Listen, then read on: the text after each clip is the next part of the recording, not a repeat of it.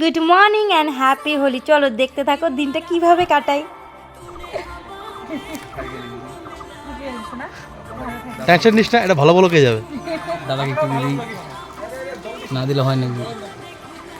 ভাই ও সোনা ভাই ভালো থাকি। ফটো উঠায় না, ফটো আচ্ছা ঠিক আছে দাদা ভাইকে দিয়ে কির সাথে কিছুটা সময় কাটিয়ে তারপর চলে আসলাম মামুনিদের বাড়িতে মামুনিকে আবির দিব বলে। তো এই সময় মায়ের কথা খুব মনে পড়ছিল যে আজকে যদি মা থাকতো মাকেও আবির দিতাম আমি। তো মেয়েদের জীবনটাই এরকম, বিয়ে হয়ে যাওয়ার পর ইচ্ছা করলেও মানে নিজের সংসার ছেড়ে বাবার বাড়িতে সবসময় যাওয়া যায় না।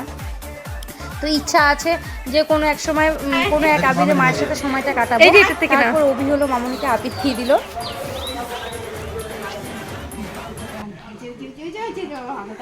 আমার মামুনি এমন একজন মানুষ না, খুব মিশুকে একজন মানুষ, আমার পছন্দের একজন।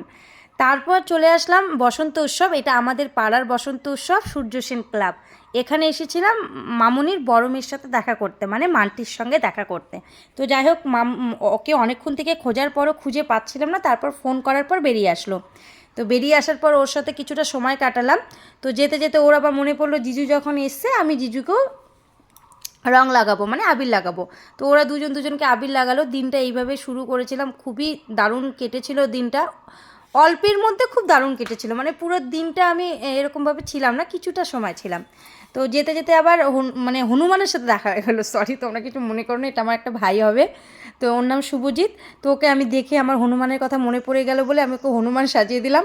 আর ও আমাকে কেন বাদ রাখবে, ও আমাকে বাদর সাজিয়ে দিয়েছে, বলে হনুমানের দিদিতে বাদর হবেই। ও আমাকে এমনভাবে আবির দিয়েছে, মানে আমাকে চেনার আর কোনো উপায় নেই। যেতে যেতে টিয়ার সাথে দেখা হলো, আবার কত লোকের সাথে যে আমার দেখা হয়েছে। যাই হোক খুব ভালো লেগেছে। টিয়া হলো মামুনির মেজো মেয়ে, খুবই ভালো একজন, মানে আমাকে খুবই ভালোবাসে, শ্রদ্ধা করে। তো যাই হোক কিছুটা সময় এদের সঙ্গে কাটালাম।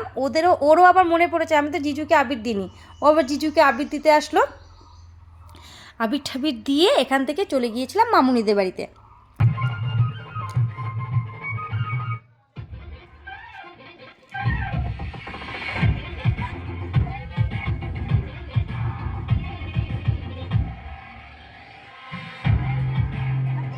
দেখতেই তো পারলে এখান থেকে হলো মানে এখানে এসে আমরা খুব মজা করেছি, কিছুটা ছবি তুলেছি, কিছুটা নাচ করেছি। আমি যদিও বা নাচ করতে পারিনি, আমার কোমরের প্রবলেমের জন্য আমি নাচ করতে পারি না, চাইলেও আমি মানে মজা করতে পারি না, খুব কষ্ট হয়।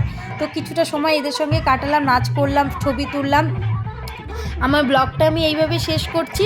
আমি চেষ্টা করছি খুব ভালো ভিডিও বানানোর। আমার পাশে থেকে আমার সাপোর্ট করো, আমার আগ্রহ বাড়বে। তাহলে আমি চেষ্টায় আছি, সত্যি কথা বলতে গেলে আমি তুতলে যাচ্ছি, কিন্তু আমি সত্যি চেষ্টায় আছি। আর যদিও বা আমার একটু পার্সোনাল কাজের জন্য আমি পারি না সবসময় করতে, বা চেষ্টা করছি ভালো ভালো ভিডিও প্রেজেন্ট করার জন্য। তোমরা আমার সঙ্গে থেকো, আমার পাশে থেকো, আমার চ্যানেলটিকে সাবস্ক্রাইব করো। আমার তরফ থেকে অনেক ভালোবাসা রইল।